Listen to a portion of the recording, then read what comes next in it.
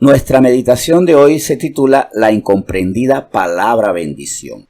Porque sí, la palabra bendición es parte de nuestra cultura. Esa cultura cristiana donde se nos ha enseñado a pedir bendición, bendición a abuelita, bendición a la mamá, que nos bendiga y nos dé un beso en la frente. Pero comprendemos la palabra bendición conforme a las Escrituras. Vamos a ver primero que todo en Génesis 1. Donde es la primera vez que se bendice a la raza humana, a hombre y mujer. En Génesis 1:22, Dios bendice a su creación, le da la orden de dar vida, de procrearse. Y al hombre en el versículo 28 lo bendice no solo diciéndole que llenen la tierra, que fructifiquen, sino le da un mandato muy interesante. Nosotros como seres humanos recibimos lo que no recibe ni gato, ni perro, ni pez, ni cactus, ni águila, ni caracol, ni ninguna otra especie. En Génesis 1:22 de hecho así lo especifica. Y Dios los bendijo diciendo: fructificad y multiplicaos y llenad las aguas en los mares y multiplíquense las aves en la tierra. Aquí la bendición es específicamente a toda especie, ya flora y fauna, para que llenaran la tierra de vida. Vida. Pero en el versículo 28, esta vida necesita estar controlada, cuidada, gobernada. Se necesita alguien que señoree sobre la tierra. Y por eso en el versículo 28 se le dice a especie humana, ni a perros, gatos, mariposas, abejas, moscas, a nadie, ni a mosquitos, por supuesto, se les dice lo siguiente: y los bendijo Dios y les dijo: fructificad y multiplicaos, llenad la tierra y sojuzgadla. La palabra sojuzgarla no estaba antes de que se bendijera al hombre. Y señoread en los peces del mar, en las aves de los cielos y en todas las bestias que se mueven sobre la tierra. El Señor nos llama a nosotros, a especie humana, por encima y a diferencia de toda otra especie, de todo ser viviente en este planeta, a señorear, sojuzgar, cuidar, proteger, multiplica y guarda, labra y guarda.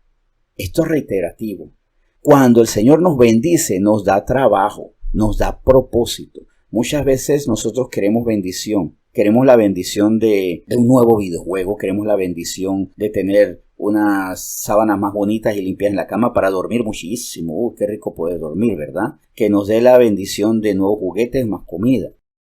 No es que el Señor no nos quiera dar cosas, pero la bendición que provino de su voluntad era diferente a lo que nosotros tal vez estamos concibiendo. O tal vez sí estamos buscando trabajo, pero no el trabajo que Él nos quiere dar a nosotros. Tal vez estamos buscando un quehacer, una manera de desarrollar nuestros dones y talentos. Pero ¿son los planes de Dios? Porque miren, Dios nos bendice declarando el propósito que tiene para nosotros y capacitándonos para eso. Tengo un propósito contigo: sojuzgar y señorear en los peces del mar, administrar, cuidar, guardar, labrar, fructificar. Y nos capacita para eso con su propia ley, con su propio espíritu. En el caso de nosotros, los que después de Cristo en la tierra nacimos, con la permanencia del Espíritu Santo en nosotros. Y para que esa bendición se concrete, Dios quiere que nos apropiemos de su palabra, de su mandato. Al hacerlo, nosotros materializamos su bendición espiritual. Y de hecho, Pablo lo entendió así, y en el libro de Hechos de los Apóstoles aparece en el capítulo 9. Él vivió conforme a un llamado y él entendió cuál era la verdadera bendición. Y con esto nosotros tenemos que vernos en la imagen de Pablo como escogidos para comprender cuál es la bendición. En Hechos 9 del 15 al 16 dice: el Señor le dijo: ve, porque instrumento escogido me es este para llevar mi nombre en presencia de los gentiles y de reyes y de los hijos de Israel, porque yo le mostraré cuánto le es necesario padecer por mi nombre. Aquí estaba hablando acerca de Pablo, pero ¿a quién le estaba diciendo esto? Pues se lo estaba diciendo precisamente a Ananías. Ananías tiene que ir por Pablo para empezar a encaminarlo en el propósito, ayudarlo, apoyarlo en el propósito de Dios, que fuera instrumento escogido para fructificar, llenar la tierra de una iglesia cristiana, de una naciente iglesia que iba a crecer para extender la salvación, para generar vida. Porque la bendición del Señor es que nosotros seamos instrumentos para generar vida y para cuidar esa vida. Adán y Eva, ellos tenían que cuidar la vida que estaba allí, preservar el ambiente. Nosotros tenemos que hacerlo en términos espirituales, en términos psicológicos. También a veces nos toca cuidar la psiquis de la persona, sacarle esos complejos, esas inferioridades, esos rencores, porque todos los rencores, incapacidades del alma, los complejos y demás son las ventanitas por las cuales los espíritus entran y hacen fiesta, en los que aparentemente allí están bien, pero que dejan sus corazones como casas limpias, ordenadas, vacías, y allí entran, nuevamente regresan para hacer daño. Nosotros, sí, claro que somos bendecidos desde el momento que recibimos a Cristo. Y en ese sentido me gusta cómo Pablo se lo explica a los romanos en el capítulo 1.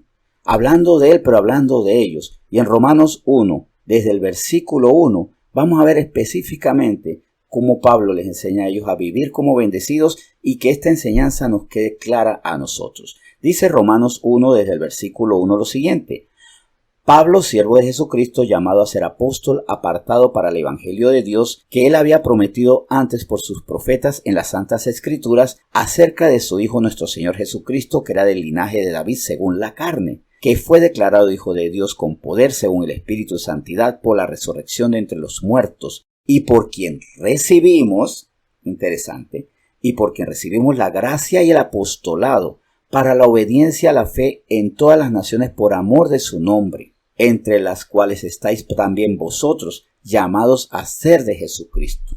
A todos los que estáis en Roma, amados de Dios, llamados a ser santos, gracia y paz a vosotros de Dios nuestro Padre y del Señor Jesucristo. Aquí lo vemos claramente. ¿Qué ocurre? ¿Qué nos promete? ¿Qué debemos comprender hoy? Que somos bendecidos cuando recibimos un mandato.